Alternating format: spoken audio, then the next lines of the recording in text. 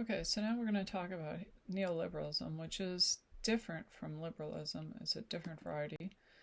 And this is kind of based on this idea of humans as rational, but using that rationality to pursue wealth for their own private interests. So that this is descriptive but also normative, that in the sense that for neoliberalism, the good life for humans involves accumulating wealth in the form of private property.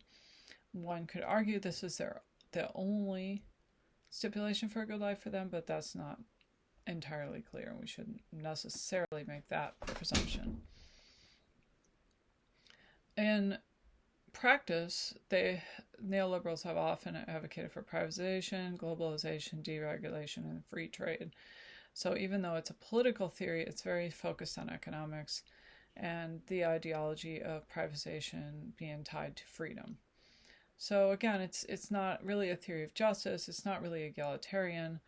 It emphasizes limits on government and lack of state interference as part of individual freedom.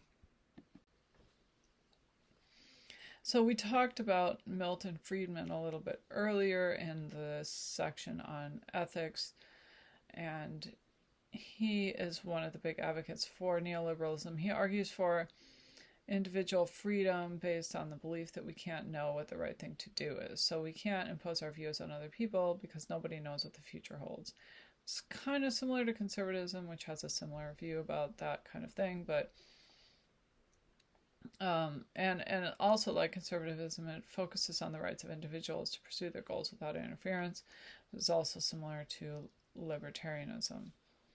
So there are some similarities here, and there's a similarity with private property as well between neoliberals and libertarians, that private property is a big deal for freedom, and having their own private property and their own means makes citizens less dependent on the state and others and less subject to coercion or to being controlled.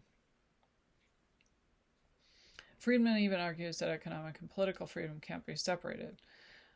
Without private property, he says, people can't execute or form goals or plans. This may sound a little bit like Aristotle, but because he did think, and Plato and some of those other people did also believe that you need a certain amount of means in order to execute your freedom. But for neoliberalism, it goes even farther, that's a much bigger part of the picture. And so for liberals, for neoliberals, democracy is an important means of ensuring freedom, because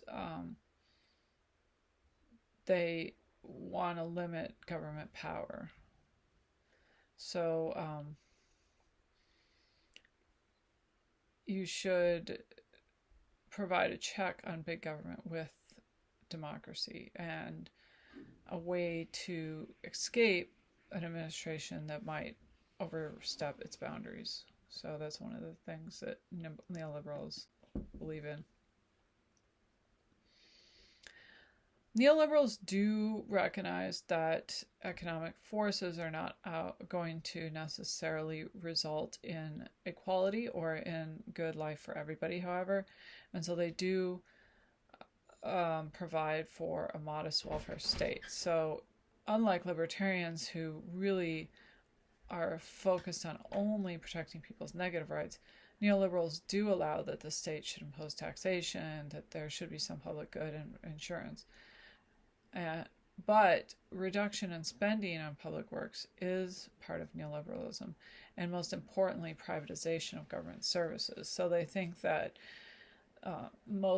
as many government services as possible should be privatized in order to, they think, provide a better state. And neoliberalism has been used as a pejorative term often, and it's been blamed for social ills, from financial crises to over-globalization. And the protection of private property has gone too far, according to some of the critics, that look, emphasizing that humans are primarily economic beings and believing this has led to an overemphasis on free markets and capitalism, reducing human relationships to the transactional, and also that it's not always more efficient to have privatization. In fact, many times it is not.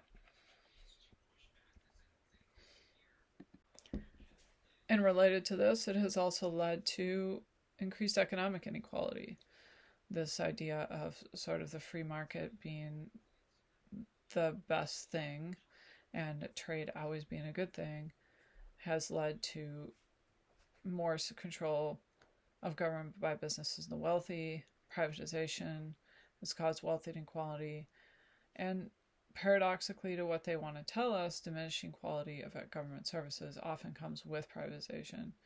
Corruption also can result. The idea is that privatization will reduce corruption because, the market forces are going to make it more fair and make it less corrupt, but that often does not happen.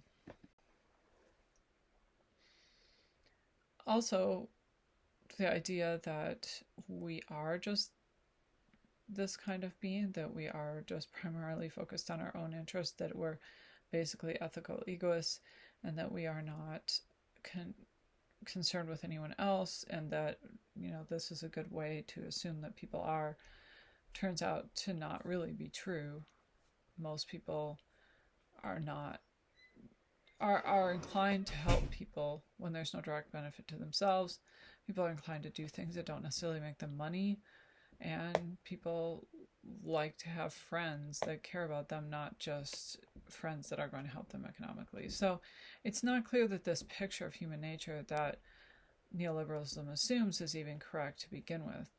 And people who say they are like this, people often will paint themselves as ethical egoists and then proceed to act in ways that are inconsistent with that. So it's definitely not at all clear that people are homo economicus, and that if this theory, which it seems to be, is built on that idea that humans are like that, it's probably not a very good theory.